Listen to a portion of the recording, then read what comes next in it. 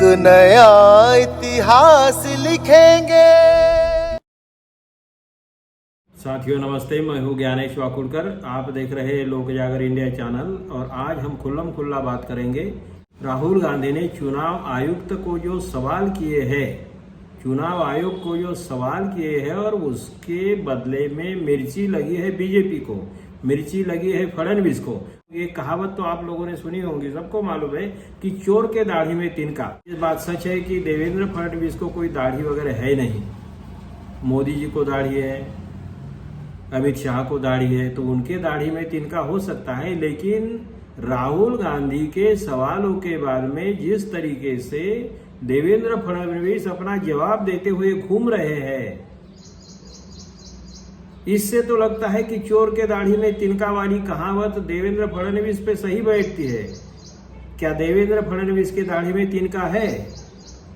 क्यों इधर उधर भटक रहे हैं? राहुल गांधी के सवाल अगर हम देखें तो 5 सवाल थे। में राहुल गांधी का पहला आक्षेप था चुनाव आयुक्त की नियुक्ति करने वाली जो बात है, समिति है, उसमें एक प्राइम मिनिस्टर रहता है, विरोधी पक्ष नेता रहता है और सुप्रीम कोर्ट के मुख्य न्यायाधीश रहेंगे। ये सब बदल के एक प्रधानमंत्री रहेंगे, एक गृह मंत्री रहेंगे और एक विरोधी पक्ष नेता रहेंगे। ऐसा क्यों किया? एंड समय पे सरकार ने सुप्रीम कोर्ट के मुख्य न्यायाधीश को क्यों निकाल दिया?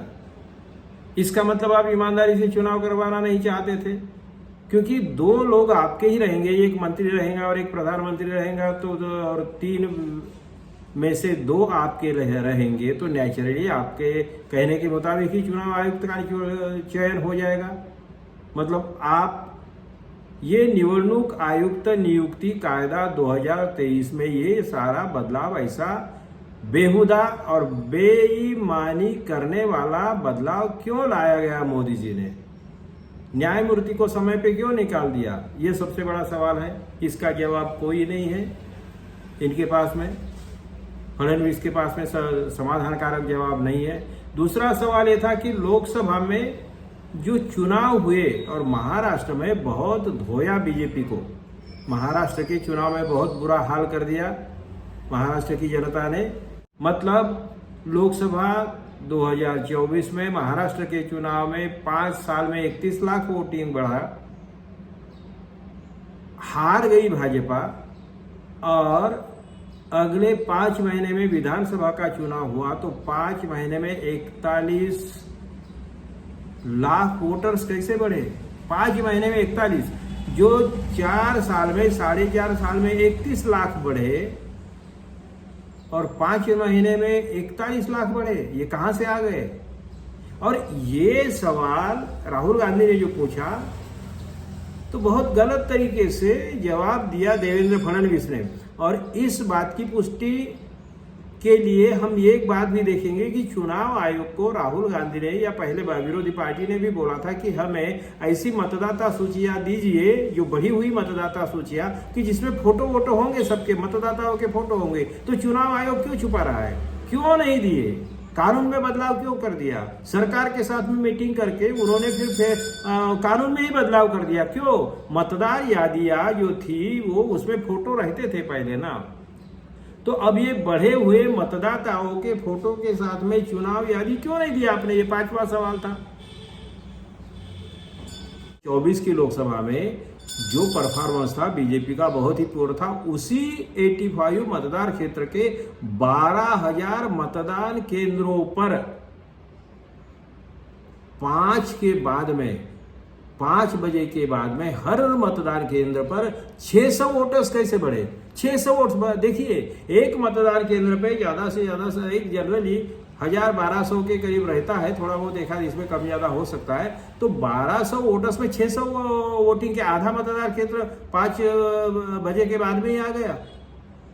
ये कैसे हो सकता है? और चुनाव आयोग के पास में आजकल तो पूरा कंप्यूटराइज है ना, ऑटोमेटिक सिस्टम है, तो ऐसे इसमें फिगर्स देने में दूसरे दिन तक क्यों रुकना पड़ा? लोकसभा में 32% सीटें बीजेपी ने जीती थी, उसी बीजेपी ने विधानसभा में 89% सीटें जीती। उसी सोचिए, इतना फर्क कैसे क्या आ सकता है? तो कोई ना कोई गड़बड़ झाला, कोई ना कोई धांधली किए बगैर ये कैसे हो सकता है? और एक बात है, एक सवाल ये भी था राहुल गांधी का कि मतलब जो विस्तार से उन्होंने पूछा था कि चुनाव के दिन 5 बजे तक देखिए कि 58.22 वोटिंग हुआ,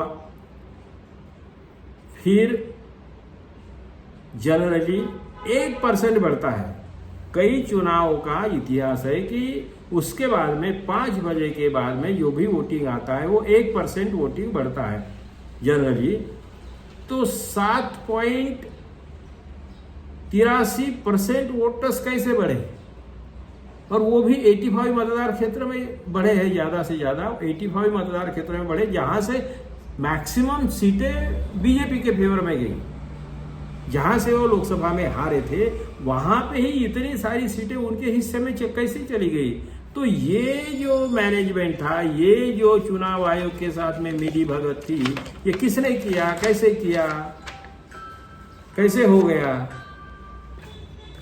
तो कहने का मतलब ये जो फिगर्स है, ये जो राहुल गांधी ने सवाल पूछे थे, तो एक तो चुनाव आयोग ने इसका जवाब देना चाहिए था। चुनाव आयोग ने वोटिंग लिस्ट में मतदाताओं की फोटो के साथ में यादी क्यों नहीं सप्लाई की? मांगते रहे विरोधी पार्टियां, 1 महीने से मांगती रही मगर नहीं दिए। उन्होंने फिर गवर्नमेंट के साथ में बैठक की, गवर्नमेंट के साथ, हालांकि चुनाव आयोग को गवर्नमेंट के साथ में बैठक करने की जरूरत नहीं थी, तो उनके साथ में बैठक करके फिर कानून बदल दिया, फिर बदलाव किया कि भाई सीसीटीवी फुटेज नहीं देंगे, चुनाव जो भी होता है वहाँ का जो सीसीटीवी फुटेज नहीं देंगे, वहाँ के जो वीडियोग्राफी हो गई वो भी नहीं देंगे। क्यों नहीं देंगे भाई? ये तो पारदर्शी होना चाहिए ना। और आप अगर ईमानदार है तो आपको देने में ये इतना डर क्यों लगा? ये मोदी शाह आने के बाद में ऐसा क्यों हुआ? ये फडणवीस के मामले में ही ऐसा क्यों हुआ? फडणवीस की इतनी क्यों जली? फडणवीस के इसीलिए मैंने बोला कि चुनाव आयोग को सवाल करने के बाद में देवेंद्र फडणवीस के दाढ़ी में तिनका क्यों है? अपनी दाढ़ी क्यों खुजा रहे? मेन बात तो यह है कि भाई इनकी पारदर्शिता मोदी के आने के बाद में और शाह के आने के बाद में जनतंत्र खतरे में ही नहीं, पूरा जनतंत्र खत्म ही हो गया है। सारी व्यवस्थाएं इन्होंने अपने कब्जे में कर ली है, सारी व्यवस्था। सबसे यहाँ गुजरात मॉडल भी आप लोगों ने देखा है, आप लोगों को मालूम है कई खून हो गए, वहां पे मर्डर हुए हैं, उनके नाम से नाम लेकर ऐसी कई किताबें हैं जिसका जिक्र किया जाता है। मोदी का, शाह का उसमें क्या हाथ है, ये सब बोला जाता है। और फिर उन पे केस क्यों नहीं करते मोदी, शाह उनके ऊपर केस क्यों नहीं करते?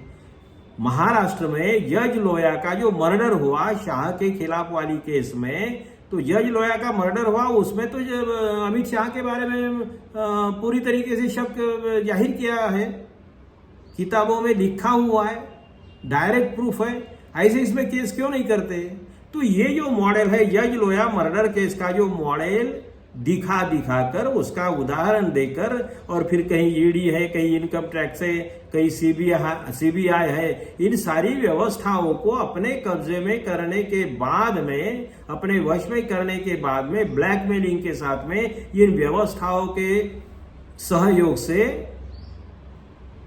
पूरा जनतंत्र इन्होंने हाईजैक कर लिया है।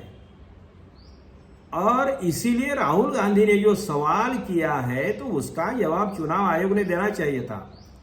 नहीं तो चुनाव आयुक्त की नियुक्ति करने में एक विरोधी पक्ष नेता, एक प्राइम मिनिस्टर और मुख्य जज, सुप्रीम कोर्ट के मुख्य न्यायाधीश अगर रहते हैं तो इनको क्या ऑब्जेक्शन होना चाहिए?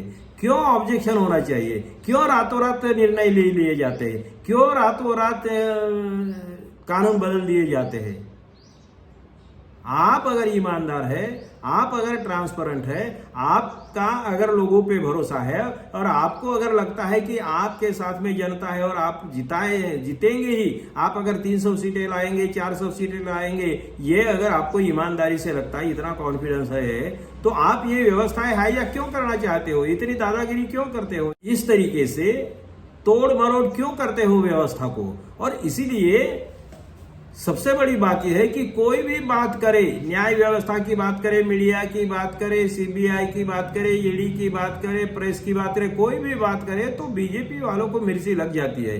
वैसी ही मिर्ची हमारे देवेंद्र फडणवीस को भी लगी हुई है।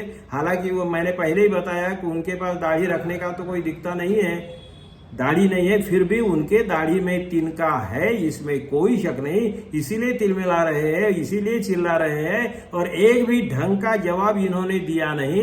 अभी भी चुनाव आयोग अगर, क्योंकि ये वोटर्स जैसे कि हमारे महाराष्ट्र के विदर्भ के आजू बाजू में जो मतदार क्षेत्र होंगे, एक मतदार क्षेत्र में मैं खुद गया था, वहां पे 7,500 वोटर्स बोगस थे। 7,500 बोगस वोटर्स की लिस्ट कैंसिल कर दी गई थी और 6-7 हजार वोटर्स और कैंसिल होंगे, ऐसा वहां के कैंडिडेट ने बताया था। एक मतदार क्षेत्र की बात करता हूं मैं, और ये मतदार क्षेत्र तेलंगाना को लगा हुआ था। तो ऐसे तेलंगाना को लगे हुए मतदार क्षेत्र 18, 20, 25 मतदार क्षेत्र होंगे तेलंगाना को लगे हुए, कुछ भी एमपी को लगे हुए हैं, कुछ छत्तीसगढ़ को लगे हुए हैं, कुछ गुजरात को लगे हुए हैं।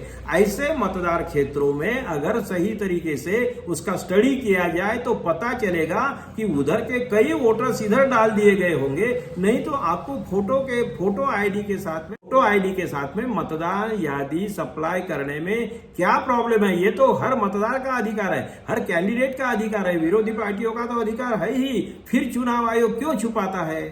क्या डर है उसको? या चुनाव आयोग किसी का नौकर है, घरेलू नौकर है, या चुनाव आयोग किसी का गुलाम है, या चुनाव आयोग किसी की रखेल है?